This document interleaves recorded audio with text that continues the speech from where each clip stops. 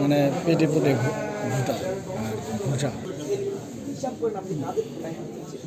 যারা আমাদের লেবাদের উপর আমরা বাংলাদেশে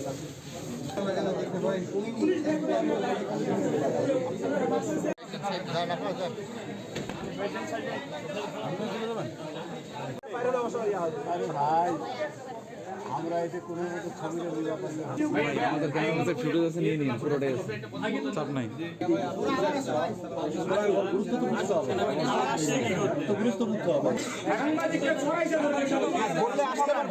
নলম ভাই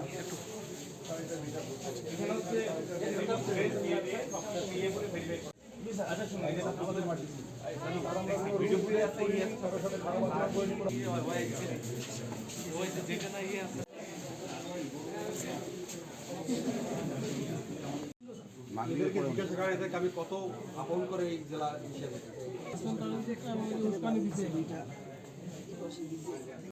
ভিডিও করার জন্য গেছে তাহলে আমাদের দেশে সাংবাদিক ভিডিও ডিসপার্স করে ভাঙতে করে গাড়ি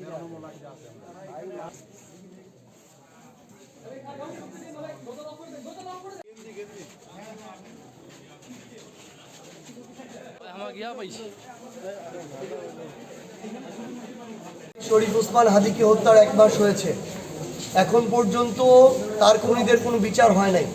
সেজন্য পঞ্চগড় জেলার ছাত্র জনতা, সাধারণ মানুষ সকলে মিলে আমাদের ওসমান হাদি ভাইয়ের খুনিদের বিচারের দাবিতে তারা এখানে আজকে একটি বিক্ষোভ করছিল।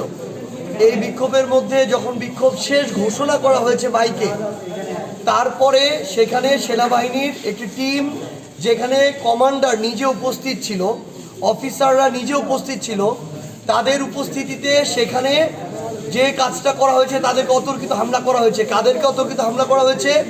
যারা সেখানে শান্তিপূর্ণ একটি আন্দোলন করছিল এবং সমাপ্তি ঘোষণা করে চলে আসছিল।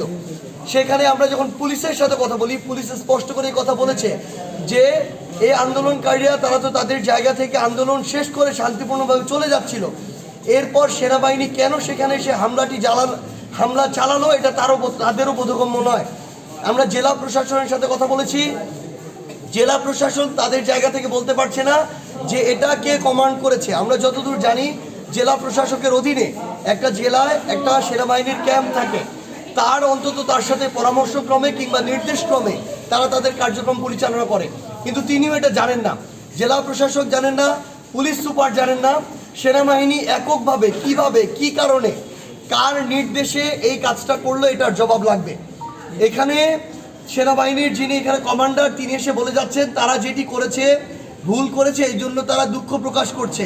মানে ভুল করে যখন মন চায় কাউকে বা কয়েকজনকে অনেকজনকে অতর্কিত হামলা করবে, হামলা করার পর আহত করবে, রক্তাক্ত করবে, বুট দিয়ে তাদেরকে পারাবে, লাঠি দিয়ে পিটা লাঠি ভাঙবে, এই অধিকার সেনাবাহিনীকে কে দিল?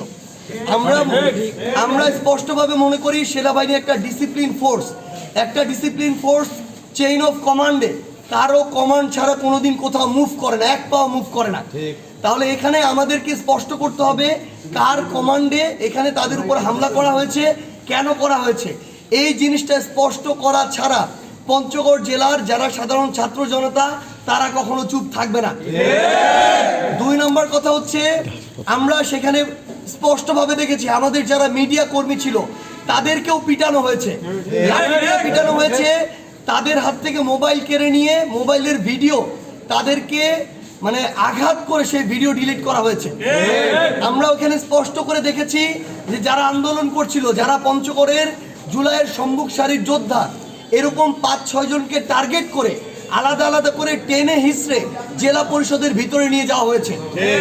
আমাদের সামনে প্রকাশ করতে হবে, এই দায়িত্ব জেলা প্রশাসককে নিতে হবে। তিনি বলছেন সেটা কিভাবে হয়েছে তিনি জানেন না, কিন্তু জেলা প্রশাসকের ওই যে জেলা পরিষদের যে কার্যালয়, সেখানে যে সিসিটিভি ফুটেজ, ওই ফুটেজ তার প্রশাসনের অধীনে। এখানে ফুটেজ গায়েব করার কোনো নাটক চলবে না। স্পষ্ট করে ফুটেজ আমাদেরকে দেখাইতে হবে। আমরা স্পষ্ট করে বলি, যদি আমাদেরকে এটা বলা হয় যে ওই ক্যামেরা চলে না, এই চলে না, ওই চলে না, এই নাটক আমাদের সামনে চলবে না।